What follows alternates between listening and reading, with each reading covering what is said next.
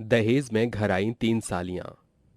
सुधा और महेश की 4 बेटियां सलोनी, प्रिया, एकता, मानसी थी, जिनमें से बड़ी बेटी सलोनी की शादी विराट नाम के लड़के से तय हो गई थी। अगले दिन शादी थी। जैसे ही विराट बारात लेकर चौखट पर आता है तो उसकी सालियां कहती हैं, अरे अरे तनिक रुकिए जीजू, माँ जरा यहाँ कर जीजू के साथ रस्म तो कर लो। कौन सी रस्म साली साहिबा? वेट करिए, आपको खुद अंदाजा हो जाएगा। तभी सुधा अपने दामाद की आरती उतार कर उसकी नाक खींचती है। तभी वह कहता है, मम्मी जी, ये आप क्या कर रही हैं? अरे अभी तो मैंने आपकी बेटी से कुछ कहा भी नहीं और आप मेरी नाक खींच रही हैं। हाँ, एडवांस में, ताकि तुम मेरी बेटी को तंग ना करो। अरे बेटा, मजाक कर रही हूँ, ये तो एक रस्म होती है। ओहो, जीजू की पकौड़े जैसी नाक तो लाल हो गई। साली साहिबा, एक बार शादी हो जाने दीजिए, फिर हम आपकी खबर लेंगे। उसकी नौबत नहीं आएगी, क्योंकि आपको हम परेशान कर देंगे। अच्छा ठीक है, अब अपने जीजू को अच्छी जगह बैठाओ। आइए आइए जीजू, आपके लिए स्पेशल सीट है। जब आप पापड़ों पर बैठोगे तो आपकी इज्जत का कचरा हो जाएगा। ऐसा कहकर एकता विराट को सोफे पर बैठा देती है, जिसके बाद पापड़ों के कड़कने की आवाज आती है और तीनों सालियां जोर से हंसते हुए कहती हैं, तो जीजू, कैसा लगा हमारा वेलकम करने का तरीका आपको? तुम तीनों बड़ी चतुर हो, बताऊंगा तुम्हारी दीदी को ये सब। कुछ देर बाद सलोनी तैयार होकर नीचे आती है, जिसे विराट देखकर कहता है, हाय मेरी सोन पापड़ी इज कमिंग। ओहो, ये है मेरी सुंदर सी रसमलाई। देखो तुम्हारी बहन कितनी अच्छी है, मेरा कितना ख्याल रखती है, और तुम तीनों बहुत शैतानी हो। अरे अपनी बहन से कुछ सीखा नहीं है क्या? ओफो जीजू, बीवी सीधी मिल रही है। सालियों को तो टेढ़ा होना चाहिए, जो आपको हर पल सताएं, परेशान करें। दूल्हा और दुल्हन मंडप में पधारिए, विवाह का शुभ मुहूर्त निकला जा रहा है। जाइए जाइए दूल्हे राजा, बजाएंगे हम अब आपका बाजा। क्या बोला तुमने? कुछ भी नहीं।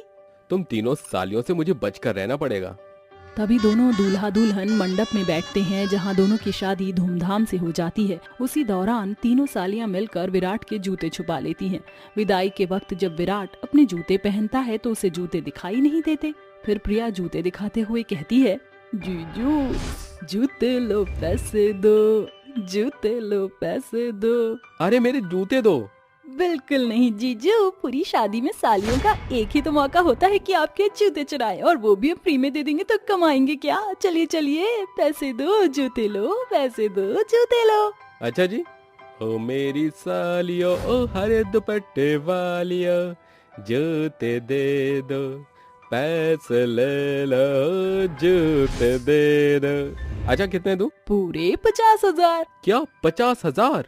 ठीक है, अब मैं बताता हूँ इन सालियों को।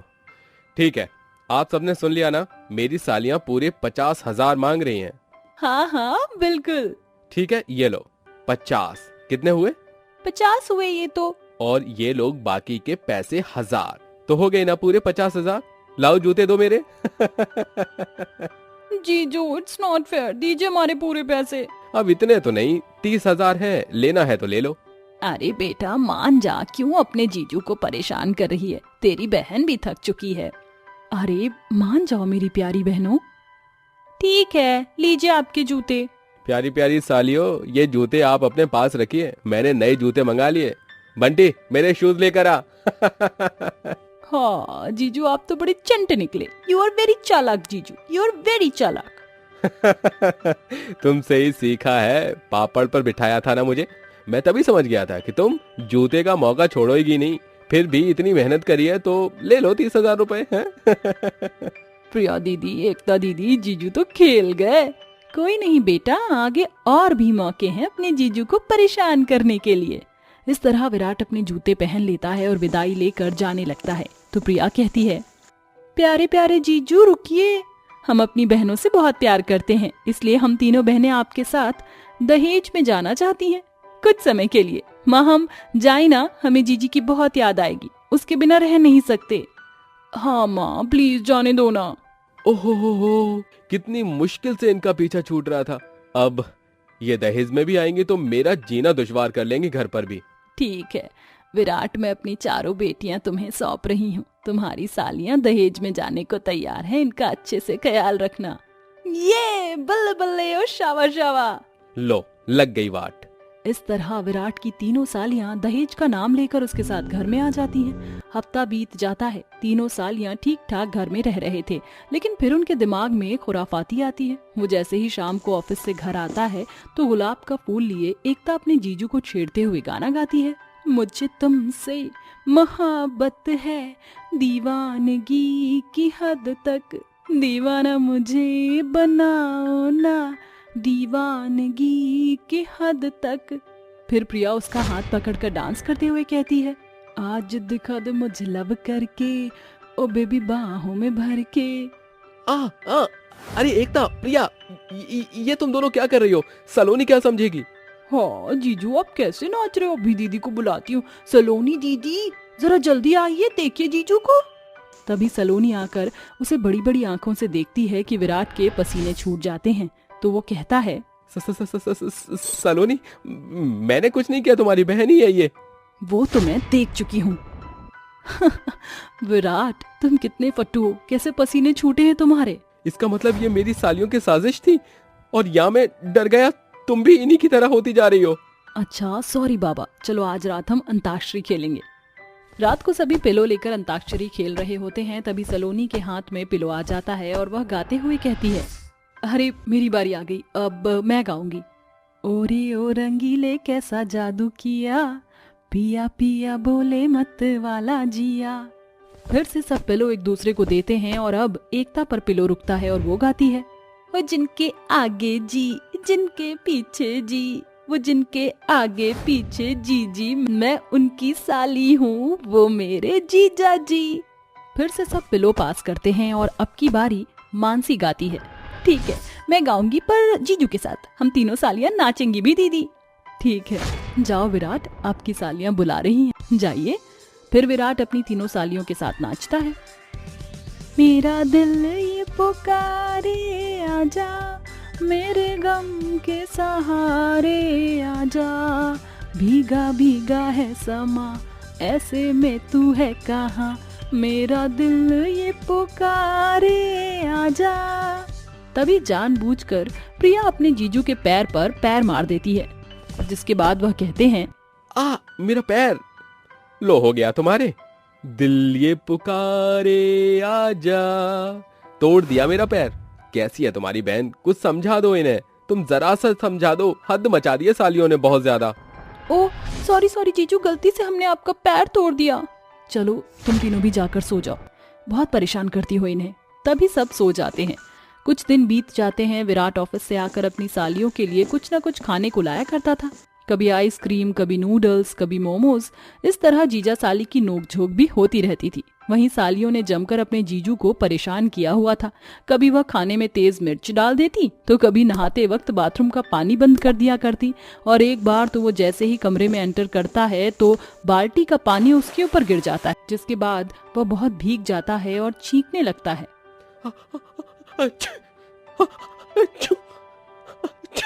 अरे विराट, ये कैसे भीग गए तुम, और ये ब्रेक लगाकर क्यों चीख रहे हो? पास खड़ी तीनों सालियां अपने जीजू पर हंस रही होती हैं। तभी गुस्से से सलोनी कहती है, ये सब तुम तीनों की करामात है ना? मैं तुम जीजा साली के बीच में कुछ नहीं कहती, फिर भी अरे इतना तो परेशान मत करो अपने जीजू को, हमेशा छेड़ती रहती हो। देखना कैसे चीख रहे हैं वो, अभी भी बुखार आ गया तो। सॉरी दीदी, हमें माफ कर दीजिए, हम बस थोड़ा सा परेशान करना चाहते थे जीजू को। जीजू we are really sorry. Please जीजू सॉरी, माफ कर दीजिए, अब हम ऐसे आपको तंग नहीं करेंगे। दीदी अब हमें घर चलना चाहिए, मम्मी पापा का भी तो ख्याल रखना है ना। सॉरी जीजू, हमें इतने दिन आपको परेशान किया। कोई बात नहीं सलोनी, जाने दो, और तुम भी इतनी जल्दी मत जाओ, घूमने चलेंगे बाहर।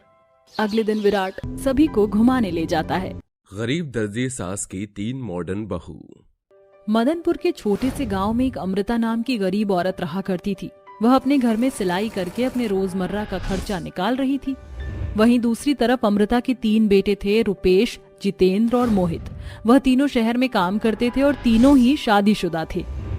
ये देखो, तुम्हारे पूरे महीने का काम अगर ऐसे ही चलता रहा तो तुम तो मेरी कंपनी को डुबो दोगे, मैं तुम्हें जॉब से निकालता हूँ।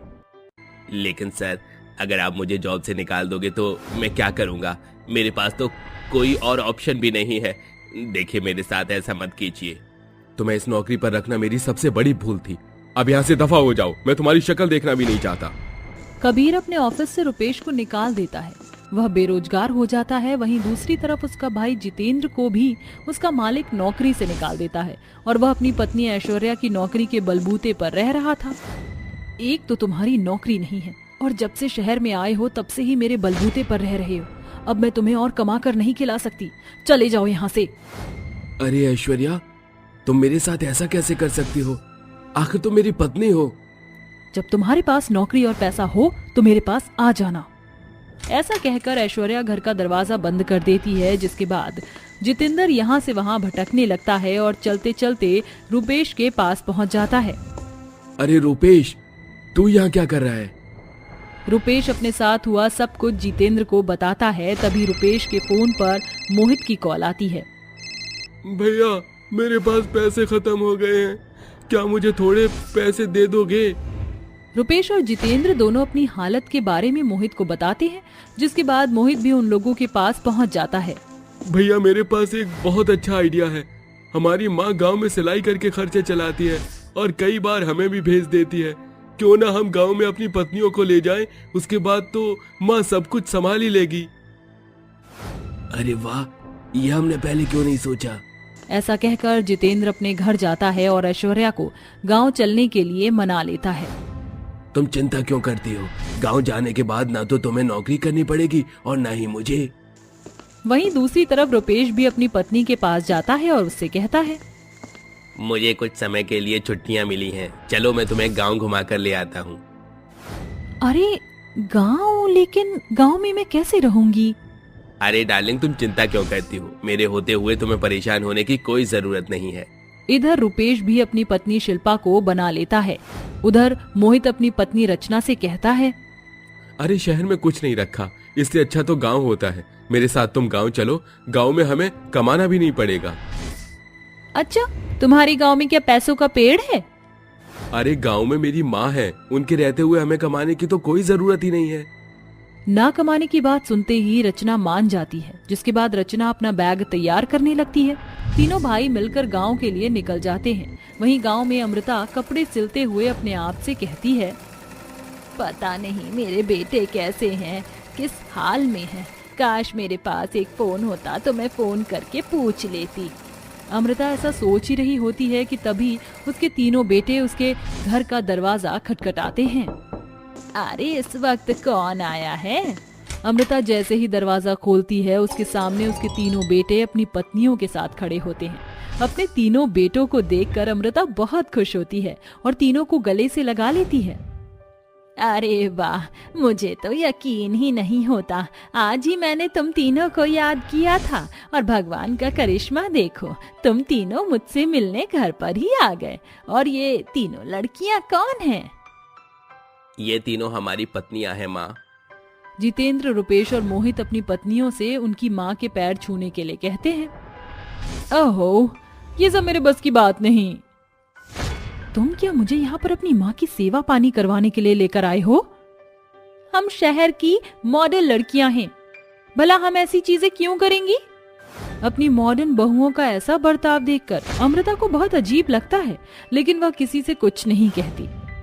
अरे अरे, क्यों उन्हें जबरदस्ती मेरे पैर छूने के लिए कह रहे हो? इनका मन नहीं है तो रहने दो। चलो बहुओं, तुम तीनों अंदर आ जाओ।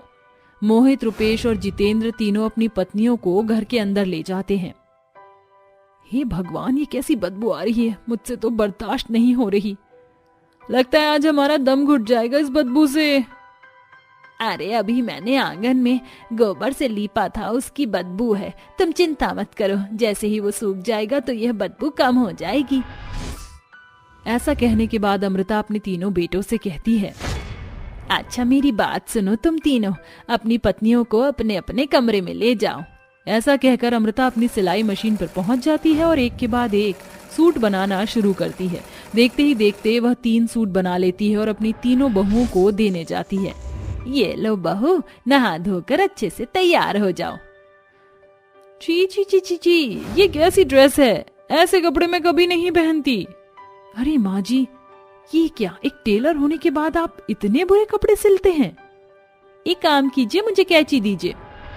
अमृता रचना को कैंची देती है, जिसके बाद रचना अपनी ड्रेस के साथ साथ शिल्पा और ऐश्वर्या की ड्रेस को भी काट कर छोटा कर देती है और एक छोटा ड्रेस बना देती है। अरे वाह, ये देखो माँ जी, अब हुई ना ये ड्रेस हमारे पहनने के लायक। हे भगवान बहू, ये तूने क्या किया? मेरी इतनी मेहनत पर तूने पानी फेर दिया। भला ऐसे छोटे कपड़े पहनकर तुम गांव में कैसे जाओगी? अरे देखो ना जितेंद्र, तुम्हारी माँ कितनी गंवार हैं, इन्हें तो फैशन के बारे में पता ही नहीं है। अरे फैशन के बारे में तो पता तब चलेगा ना जब गांव से कभी शहर में कदम रखा होगा। लेकिन बहू, तुम समझ क्यों नहीं रही हो? गांव में लोग छोटे कपड़े नहीं, पूरे कपड़े पहनते हैं। अरे माँ जी, अब ऐसी गवारों जैसी बातें करना बंद करो। देखो माँ, हमारी पत्नियां शहर में ऐसे ही रहती हैं और आप तो शहर कभी गई भी नहीं हो, इसलिए आप इनके कपड़ों में दखल अंदाजी मत दो। माँ, हमें कुछ पैसे चाहिए, हमें अपनी पत्नियों को खाना खिला कर लाना है। अच्छा ठीक है बेटा, मैं अभी पैसे लेकर आती हूँ। अमृता अपनी अलमारी खोलती है, लेकिन उसमें सारे पैसे खत्म हो जाते हैं, जिसके बाद वह अपने सोने की ज्वेलरी बेचकर पैसे इकट्ठा करती है और अपने बेटों को दे देती है। वहीं दूसरी तरफ जब उसकी तीनों बहुएं गांव में छोटे कपड़े पहनकर घूमती हैं तो सभी लोग उनका मजाक उड़ाते हैं। अमृता के तीनों बेटे गांव के पास वाले एक रेस्टोरेंट में खाना खाने के लिए जाते हैं, जहां शिल्पा, अर्चना और ऐश्वर्या लोगों के कपड़े देखकर उनका मजाक उड़ाने लगती हैं। जरा उस लड़की को तो देखो, कितनी गंवार है, कपड़े पहनने का तो कोई तरीका ही नहीं है। पास की टेबल पर बैठी हुई नंदनी नाम की लड़की ये सब सुन लेती है, जिसके बाद नंदनी अपनी टेबल से उठकर शिल्पा से कहती है, हमारी भारतीय संस्कृति में हमारे कुछ संस्कार सिखाए जाते हैं जो हमारे माता पिता ने हमें बहुत अच्छे से सिखाए हैं, और तुम्हारे ये छोटे और बेहुदा कपड़े देखते ही तुम्हारे संस्कारों का बहुत अच्छे से पता चल रहा है। ये सुनते ही शिल्पा नंदनी के मुंह पर एक चांटा मारने वाली होती है, लेकिन तभी नंदनी उसका हाथ पकड़कर उल्टा उसके ही मुंह पर चांटा मार देती है। तुम जैसी शहरी लड़कियों को ठीक करना मुझे बहुत अच्छे से आता है, और तुम जैसी शहर की बिगड़ी हुई लड़कियों की इस गांव में कोई इज्जत भी नहीं करता है। आइंदा ऐसा फिर किसी के साथ करने की कोशिश भी मत करना। ये सब होने के बाद शिल्पा, ऐश्वर्या और रचना तीनों ही उस रेस्टोरेंट से वापस अपने घर आ जाती हैं और अपनी सास से माफी मांगते हुए उनसे कहती हैं, माँ जी हमें माफ कर दीजिए, हम शहर में रहने के बाद अपनी संस्कृति ही भूल गए थे। आज के बाद आप जो भी हमें पहनने के लिए दोगी हम वही पहनेंगे। उस दिन के बाद से ऐश्वर्या, शिल्पा, रचना तीनों ही अपनी सास कविता के हाथों के सिले हुए सलवार सूट और साड़ी ही पहनती हैं और गांव में खुशी खुशी रहने लगती हैं, और उनके पति भी गांव में रहकर काम करने लगते हैं, जिससे उनके घर का गुजारा अच्छे से होने लगता है, जिसके बाद अमिता को ज्यादा मेहनत नहीं करनी पड़ती। ठंड में कामचोर बहू। दिल्ली में रहने वाली दुर्गा देवी की दो बहुएं थी, तन्वी और शायना। दुर्गा की बड़ी बहू शायना अपने नाम की नाई बेहद ही शातिर थी। वो शाम का समय था जब शायना अपनी सहेली कीर्ति के साथ शॉपिंग के लिए बिग बाजार आई हुई थी। तभी कीर्ति की निगाह कलाई में बंधी घड़ी की ओर घूमती है। ओ तेरी, मर गई। शायना जल्दी कर, मुझे 7 बजे से पहले अपने घर पहुंचकर अपनी सास के खातिर खाना बनाना है। कीर्ति बड़ी झुंझलाहट के साथ शॉपिंग का झोला उठाकर घर के लिए निकल पड़ती है। तभी तेज हवाएं चलने लगती है और हल्की बूंदाबांदी शुरू हो जाती है। क्या हुआ कीर्ति, तेरे चेहरे की हवाइयाँ गुल क्यों हो गई?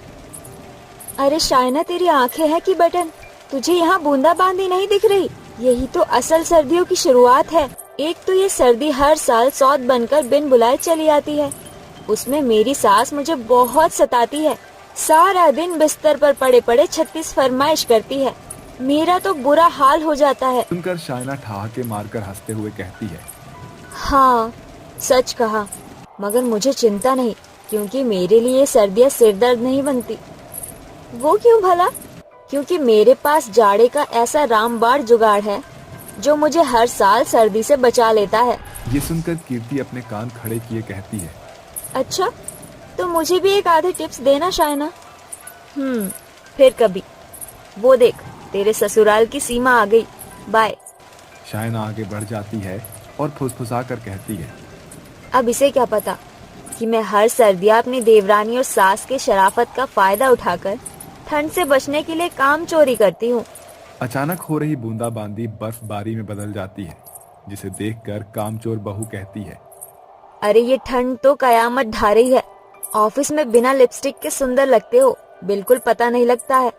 मुझे घर पहुंचते ही अपने प्लान को अंजाम देना होगा। जैसे ही शायना ससुराल के दरवाजे पर दस्तक देती है, वो ठंड से ठिठुरने का नाटक करके जोर जोर से चीखने लगती है।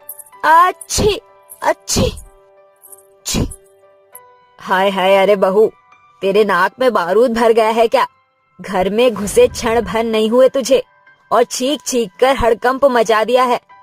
माँ जी, आप तो जानती हैं कि ठंड शुरू होते ही मेरा शरीर छुई मुई के जैसे मुरझाने लगता है। मुझे बहुत जोरों की कपकपी चढ़ रही है। अगर आपकी इजाजत हो तो मैं अपने कमरे में जाऊं? हाँ हाँ, जा बहू, जाकर आराम कर। छोटी बहू काम संभाल लेगी। रसोई में काम कर रही तन्वी दुर्गावती की बात सुनकर गुस्से से बड़बड़ाते हुए बोलती है, ये माँ जी भी ना झट से अपनी कामचोर बहू की चिकनी चुपड़ी चाल में फंसकर आराम फरमाने के लिए भेज देती है। मौत तो मेरी आएगी इन सर्दियों में बर्तन मांजने में। ये है दुर्गावती की दूसरी बहू तन्वी, जिसकी शादी पिछले सर्दियों में हुई थी। उस वक्त तो नई नवेली बहू का पैंतरा आजमा कर शायना ने सर्दियों में सारे काम का बोझ बेचारी नई बहू पर मढ़ दिया। मगर तन्वी सर्दी के उन 3 महीनों में शायना की सर्दियों में कामचोरी के किस्सों को भली भांति भाप चुकी थी। बावजूद इसके इस घड़ी बर्तन के ढेर मांजने के सिवा कोई चारा नहीं था। एक तो ये ठंडा पानी, ऊपर से इस जिद्दी बर्तनों का ढेर। ऐसा लग रहा है आज इन्हें धोते धोते कहीं मैं ही ना निपट जाऊं। अभी तन्वी ऐसा कह ही रही थी कि कामचोर बहू के कमरे से आवाज आती है, तन्वी, प्लीज जरा जल्दी से कड़क चाय बना लाओगी? मेरे सर में बहुत जोरों का दर्द है। अरे बहू, अब बना ही रही है तो मेरे लिए भी एक कप कड़क चाय बना लाना। बेचारी नई बहू जल्दी से बर्तन मांजकर चाय बनाकर सास को देकर कामचोर बहू के कमरे में आती है, जहां पर वो मजे से बिस्तर पर पड़ी फोन पर अपनी उंगलियां फेर रही थी। ये लीजिए जेठानी जी चाय। थैंक यू तन्वी, मेरे सर में जोरों का दर्द है। वैसे जेठानी जी, सर दर्द में इंसान की उंगलियां सर के बजाय फोन पर कब से रहने लगी? तुम कहना क्या चाहती हो तन्वी? कि मैं काम से बचने के लिए बहाने बना रही हूँ? मैंने तो कुछ कहा ही नहीं। आप ही अपनी कामचोरी के किस्सों का राग गा रही हैं। तन्वी अपनी कामचोर जेठानी को कामचोरी के ताने मारकर चली जाती है। बावजूद इसके कामचोर बहू के कानों पर जू तक नहीं रेंगता। चढ़कर सूरज के तपिश के साथ जागी हुई तन्वी एक पांव पर नाचती हुई सर्दी की रात ढलने तक काम करती है। वहीं शायना बिस्तर पर पड़ी हुई आराम फरमाती है। वो सर्दी की इतवारी की सुबह थी। शायना अपनी सास के साथ सोफे पर बैठी हुई चाय की चुस्कियां ले रही थी। अरे तन्वी, जरा मेरे कमरे की साफ सफाई कर दो। पूरा कमरा बिखरा हुआ है। जेठानी जी, कि जाड़े में आपको आलस जगड़ लेता है। अरे जानवर भी अपनी जगह झाड़ बहार कर बैठते हैं, मगर आप सर्दी में अपना कमरा भी खुद से साफ नहीं कर सकती। तन्वी, तुम जानती हो कि मेरी स्किन सर्दी बर्दाश्त नहीं कर पाती। खड़े होते ही मेरा सर चकरा रहा है। डॉक्टर ने मुझे अंदरूनी बुखार बताया है। बावजूद इसके तो मुझ पे ढा कर रही हो। माँ जी देख रही है ना आप? ऐसा कहते हुए कामचोर बहू भोली भाली दुर्गावती के आगे बीमारी का राग छोड़ते हुए चीखने लगती है। अरे बड़ी बहू, तू ठीक तो है? अरे तन्वी बहू, इतना तंग दिल ना बन। और फिर बीमारी बताकर थोड़ी आती है। जा बड़ी बहू, तू जाकर आराम कर। आखिरकार कामचोर बहू इस बार भी बच निकलती है। तभी तन्वी अपने मन ही मन में बोलती है, बस अब पानी सर से ऊपर उभर रहा है। मगर अब तन्वी ने ठान ली है कि इस ठंड में आपकी बीमारी के बहानेबाजी का पर्दाफाश करके रहूंगी। उसी शाम क्या सचमुच बिग बाजार में ब्रांडेड साड़ी की सेल लगी है? क्या आइकॉनिक मेकअप किट सस्ते में मिल रहा है? चल मैं आती हूँ। ये सुनकर कामचोर बहू कान खड़े किए भागती हुई कमरे से बाहर आती है। तन्वी, तुमने जो कहा वो सच है क्या? बिग बाजार में सस्ती साड़ी और महंगे मेकअप की सेल लगी है? ये हुर्रे, मजा आ गया। फिर बहू पर्स में से पैसे लेकर निकल जाती है। काफी दूर जाने के बाद उसे एक पुलिस दिखता है। अरे मैडम, जरा ठहरिए। मेरा रास्ता छोड़ो, मुझे बिग बाजार जाना है। वहाँ साड़ी की सेल लगी है। मैडम जी, यहाँ 3 दिन से बेतहाशा सर्दी बढ़ जाने के कारण सब्जी मार्केट से लेकर दिल्ली की दुकानें बंद हैं और आप बिग बाजार की बात कर रही हैं। घर जाइए। पहले तो बहू का मुंह फीका पड़ जाता है, मगर अगले 1 मिनट के अंदर उसे सारा माजरा समझ में आ जाता है। वो भागती हुई घर आती है जहाँ दुर्गा देवी असल दुर्गे का रूप धरे बैठी थी। तभी तन्वी ताने कसते हुए कहती है, अरे जेठानी जी, आप खाली हाथ ही लौट आई, साड़ी नहीं मिली क्या? वो अब मैं शॉपिंग करने थोड़ी गई, वो तो बस बिग बाजार के बहाने टहलने चली गई थी। डॉक्टर ने कुछ देर पहले एडवाइस किया था।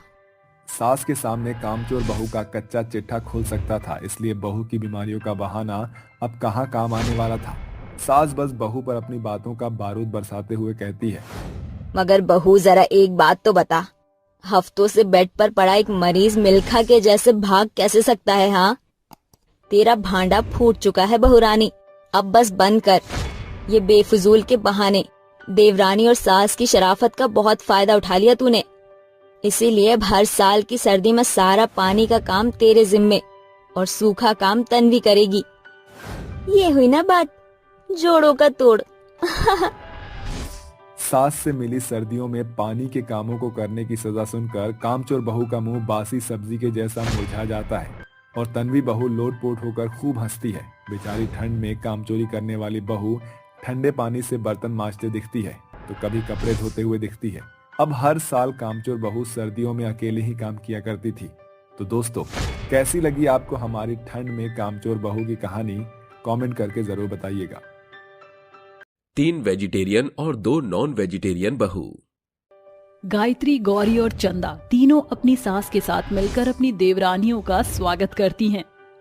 अरे वाह, देखो तो जरा, बिल्कुल चांद का टुकड़ा है हमारी देवरानियां।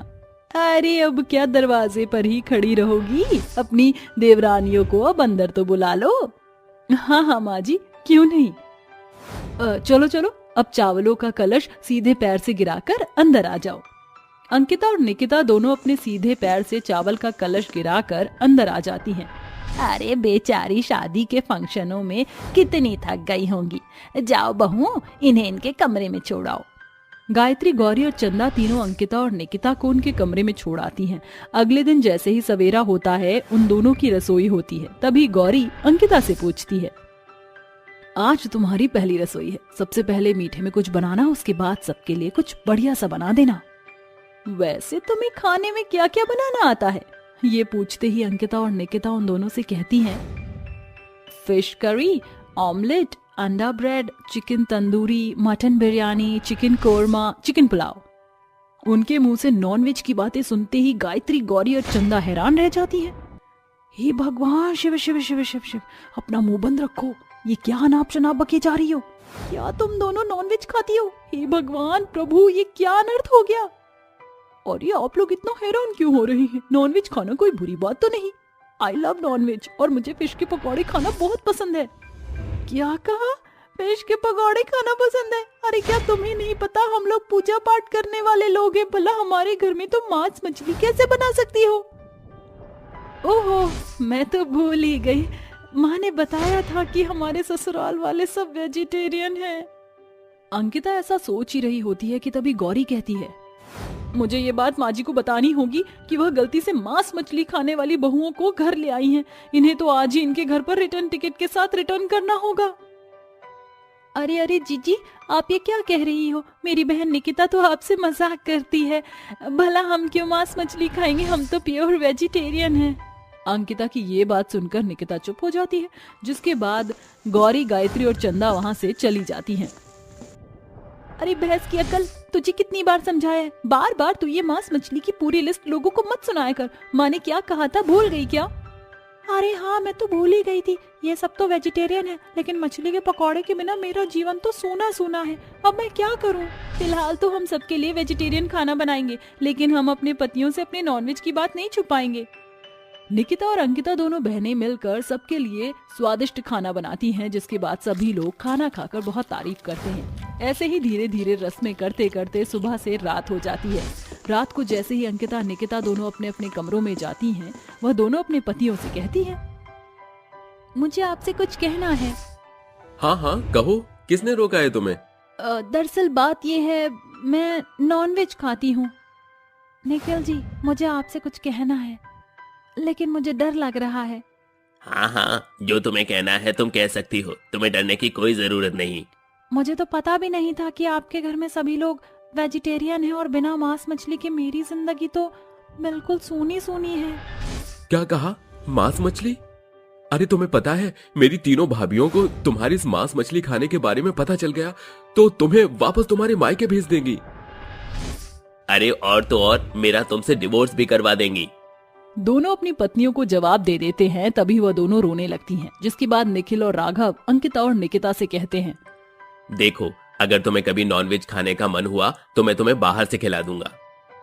लेकिन घर में तो धरती फट जाए या आसमान फट जाए, इस घर के अंदर नॉनवेज खाने की कभी सोचना भी मत। यह सुनने के बाद निकिता और अंकिता को थोड़ी सी शांति मिलती है, जिसके बाद वह दोनों सो जाती हैं। अगले दिन जैसे ही सवेरा होता है उन दोनों को नॉनवेज खाने का मन होता है। वह अपने पतियों से कहती हैं, जिसके बाद निखिल और राघव दोनों ही सुबह सुबह उन दोनों को नॉनवेज खिलाने के लिए बाहर ले जाते हैं। जब वह वापस लौट कर आते हैं तो अंकिता और निकिता की जेठानियां उन्हें देखकर कहती हैं, अरे क्या बात है, इतनी सुबह सुबह तुम दोनों कहाँ से आ रही हो? इतनी सुबह तो घर में कोई भी नहीं उठा और तुम तो सबसे पहले उठ गई। निकिता और अंकिता दोनों एक साथ बोल पड़ती हैं। हम मंदिर गए थे, तबीयत खराब थी इसलिए डॉक्टर के पास गए थे। मुझे तो कुछ समझ नहीं आ रहा, डॉक्टर के पास गए थे या फिर मंदिर गए थे?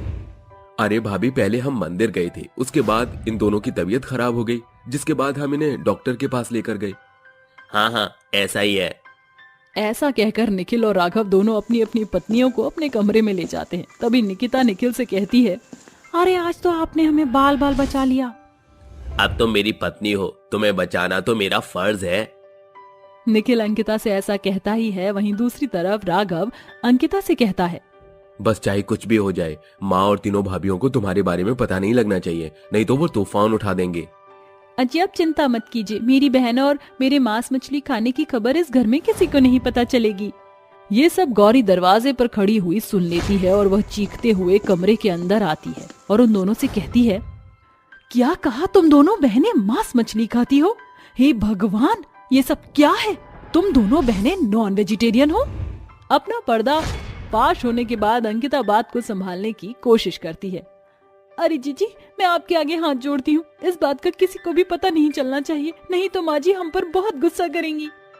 अरे ऐसे कैसे?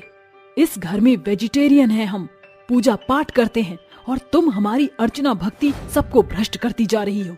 तुम दोनों बहनों ने हमारे घर को अपवित्र कर दिया है।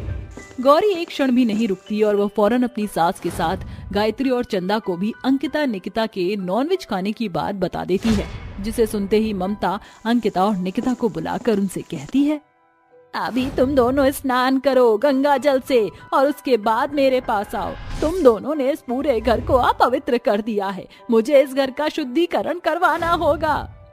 निकिता और अंकिता दोनों बहनें पवित्र गंगा जल से नहाकर तो आ जाती हैं, लेकिन उनके आने के बाद उन दोनों की जेठानियां अपने हाथों में बैग लेकर कहती हैं, माँ जी अब मैं इस घर में और नहीं रह सकती।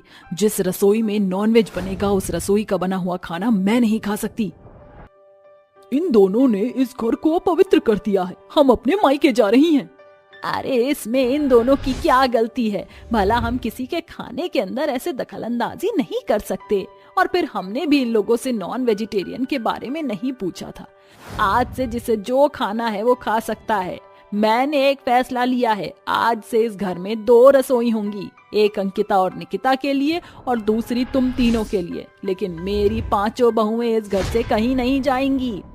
ममता अपनी 5 बहुओं के लिए फैसला ले लेती है, जिसके बाद अंकिता और निकिता की रसोई अलग हो जाती है और गौरी, गायत्री और चंदा की रसोई अलग। अब वह एक ही छत के नीचे रहते तो हैं, लेकिन अपने तौर तरीके का खाना खाते हैं और एक साथ खुशी खुशी रहने लगते हैं।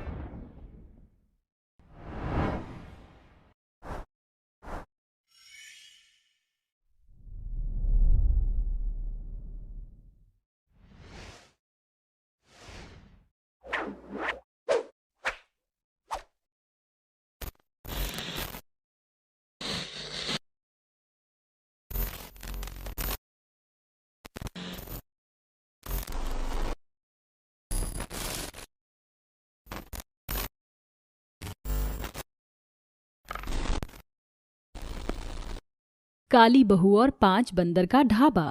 विपुल और प्रणव 2 भाई थे। विपुल की शादी कुछ साल पहले रमीला से हो चुकी थी। सब कुछ बेहतर बीत रहा था। एक दिन, अजी सुनो, देवर जी अब शादी के लायक हो गए हैं। उनकी सुंदरता देखकर रईस से रईस रिश्ते आ रहे हैं, जो ब्याह के साथ बढ़ चढ़ कर दहेज लाएंगी।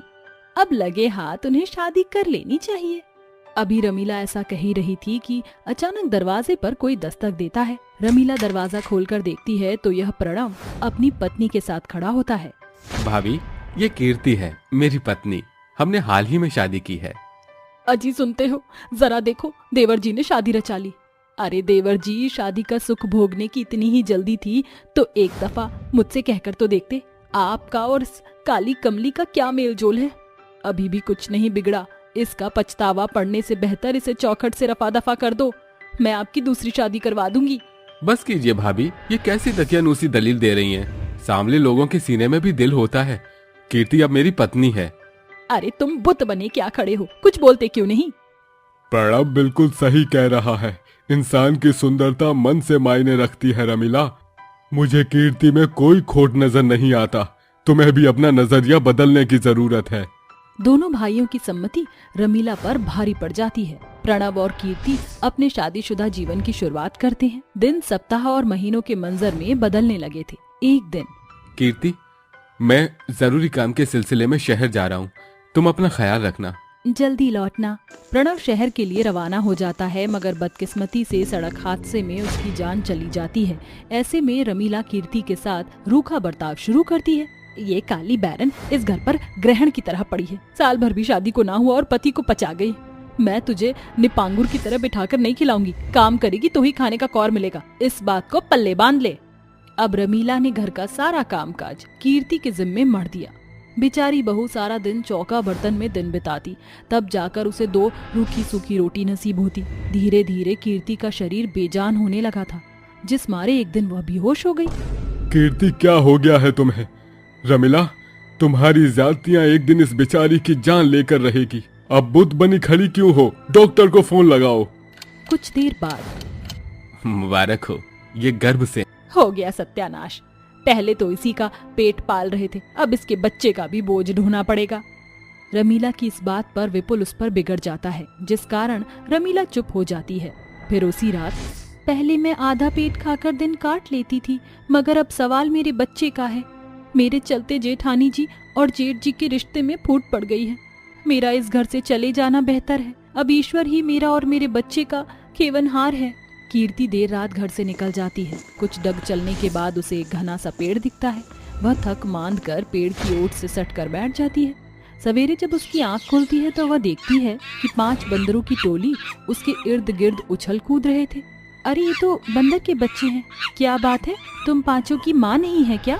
माँ शब्द सुनकर 5 बंदर निराश मन से उसे एकटक निहारने लगते हैं। लगता है मेरी ही तरह इन बंदरों के आगे पीछे कोई नहीं। आज से तुम 5 बंदर मुझे अपनी माँ समझ सकते हो। यह सुनकर 5 बंदर उसके आंचल से सटकर मुस्कुराने लगते हैं। बंदर और कीर्ति एक दूजे की भाषा को साफ तौर से भांपने लगे थे। मुझे अपने बच्चे के लिए कुछ खाना होगा। मेरे प्यारे बंदरों, चलो हम खाने की तलाश में चलते हैं।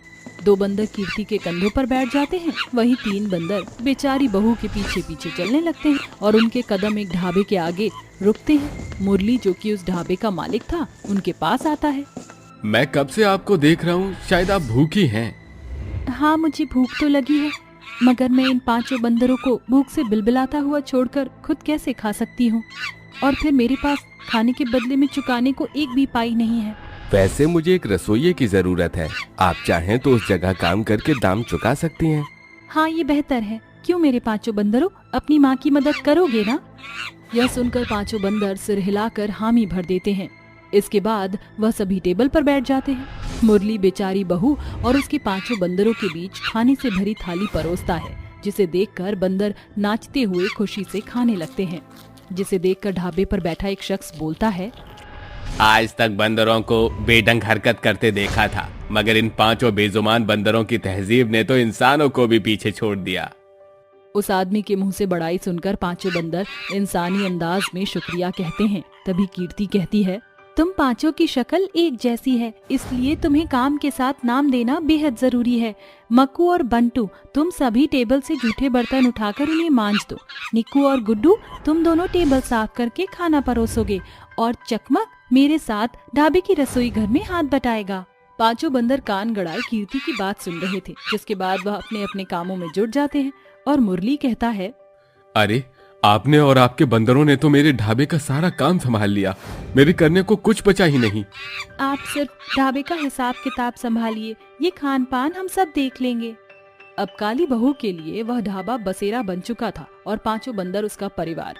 वह नित्य दिन सूरज की किरण फूटने के साथ जाग जाती है। बंदर भी उसकी देखा देखी उठकर ढाबे का काम करते, कोई ढाबे को बहारता, कोई बर्तन साफ करता, तो कोई ढाबे की टेबल को चकाचक चमकाता और बचे खुचे बंदर कीर्ति के साथ सब्जी काटने में हाथ बटाते। बंदरों के इस बेहतर हाव भाव से ढाबे पर आने वालों की संख्या बढ़ती चली गई। समय महीनों के मंजर में बदलने लगा। अरे कमल, मैं ढाबे पर खाने जा रहा हूँ, तो चलेगा क्या?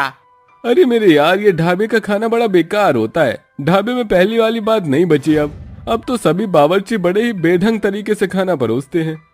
अरे मेरे दोस्त, मैं तेरा शक आज ही दूर किए दूंगा, चल मेरे साथ। इतना बोलकर वह आदमी कमल को ढाबे पर ले जाता है, जहाँ बंदरों को कामकाज करते देखकर कमल बड़ी बड़ी आंखें करके कहता है, अरे ये पांचों बंदर तो इंसानों से भी बेहतर काम कर रहे हैं, क्या बात है? कमल की ये बात सुनकर मुरली कीर्ति से कहता है, अरे इन बंदरों की बदौलत इस ढाबे का नाम बुलंदियों पर पहुंच गया है। ये तो आपका बड़प्पन है मुरली जी। मेरे अपनों के लिए मेरा अकेले का पेट पहाड़ हो गया था, मगर आपने मुझे और मेरे पांचों बंदरों को पनाह दी, हमारा पेट पाला। वैसे अब आपको हमारा बोझा ढोने की जरूरत नहीं। बीते महीनों में मैंने कुछ बचत की है, उसे मैं अपने बंदरों के साथ एक ढाबा खोलूंगी। ये सुनकर मुरली का चेहरा मायूसी के साथ पीला पड़ जाता है और वह कहता है, वैसे बहुत दिनों से मैं आपसे कुछ कहना चाहता हूँ। मुझे आपके और इन बंदरों के साथ की आदत पड़ गई है। अगर आप मुझे अपने लायक समझें तो मैं आपका हाथ थामना चाहता हूँ। मुरली जी, आप तो भली भांति जानते हैं कि मैं एक विधवा हूँ। मेरे पेट में मेरे पति का अंश पल रहा है। मेरी दुनिया, मेरा परिवार, ये पांचों बंदर और मेरे कोख तक सिमटा हुआ है। आखिर आप मुझ बदसूरत से ब्याह क्यों करना चाहते हैं? कीर्ति, मैंने तुम्हारी सूरत से नहीं बल्कि तुम्हारी सीरत और स्वभाव ने मुझे आकर्षित किया है। ये मेरी बदकिस्मती है जो मैं तुम्हारा दिल न जीत सका। कीर्ति की आंखों से आंसू छलक जाते हैं और वह शादी के खातिर हाँ कर देती है और शादी के बाद उसके बच्चे को पिता का नाम मिल जाता है और अंत में दोनों पति पत्नी पांचों बंदरों के साथ ढाबा चलाने लगते हैं।